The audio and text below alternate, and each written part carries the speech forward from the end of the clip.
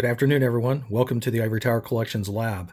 So this is going to be a real quick video. I wanted to document this because I have just been playing around with this and was looking at the schematics and just tried something and it worked, and I wanted to share it with others. Now, this may be something that's known by others already, but I've looked around and I haven't really seen this mentioned online anywhere. So what this is this is the Sega Master System Model 2, but this is a US model, NTSC model.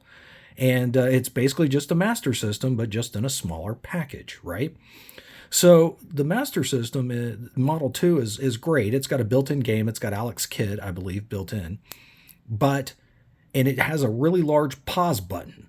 But it is missing one thing that is kind of handy that the Model 1 has that the Model 2 does not have. And that is it doesn't have a dedicated soft reset switch for the console. I don't know why, but it is entirely possible to restore this, and it is very, very easy to do. All you need is some wire and a momentary switch like this. This is it. No additional components needed. Nothing has to be added to the main board. Nothing.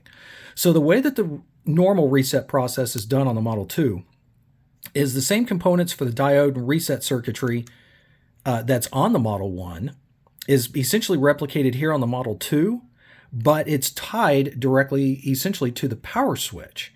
So the way that they just figured you'd reset the system was just to power the console on and off, and that will initiate a reset, a safe reset, back to the Z80 right here, okay? And in layman's terms, what it's really doing is just essentially grounding pin 26 on the Z80, which is the reset line. Okay, but it does it in a safer way. So in the original Model 1, this was also possible, but it wasn't wired up that way. It was actually wired up to utilize as a soft reset using a separate switch that then went through the gate I/O array IC right here, and that would send a reset command through the rest of the system, but it did it a little bit differently, which I will demonstrate now.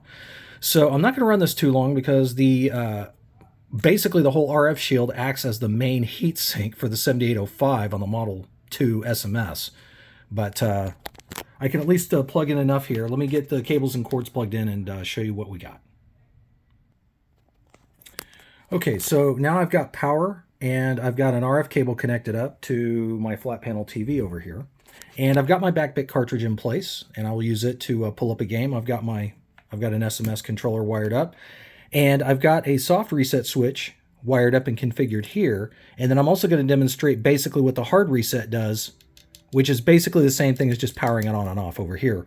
Because again, I have this wire connected off of pin 26 off of the Z80, which again, if you ground it, will also cause a hard reset. So let me go ahead and power on the console. We'll see that there's the main Sega logo coming up. And because I have the backbit cartridge installed, it will come up to the backbit menu. And I'm just going to load up the game Alien Syndrome. That's a good, easy one to test with. Okay. So there's Alien Syndrome starting up. No problem. It's going to go into its little self-demo mode there. Now, if you power off the console and power it off and back on, well, obviously that will, turn the system off and essentially reset it. You can also simulate the same effect temporarily by just grounding pin 26, although it's not recommended to do this a lot because it's not the super safe method. But watch what happens when I ground pin 26. You'll see that quickly touching it to ground and back off will cause the system to do a hard reset, because there's the Sega BIOS logo coming back up again, and then we're back to Alien Syndrome. Now, if you want to do the soft reset, which is more recommended, and as I understand it, a few games use the soft reset, I think, for cheat functions. Here's all you have to do. You simply just have to get a normal momentary switch like I have here. You solder one wire directly off of pin 22 off of the gate array I/O chip, which on this particular model SMS is the 315-5216 chip. It's the exact same one, I believe, that's used in the Model 1. And then that wire will go to one edge of your switch, and then the other wire just needs to go to a point on ground. And that literally replicates how the reset switch was wired up on the original Model 1 console. So watch the difference now when I use this switch to reset the game. So there it is. It's running in its demo mode. I'm going to push the reset switch that I've wired up as a soft reset, and you'll see the difference immediately. There you go.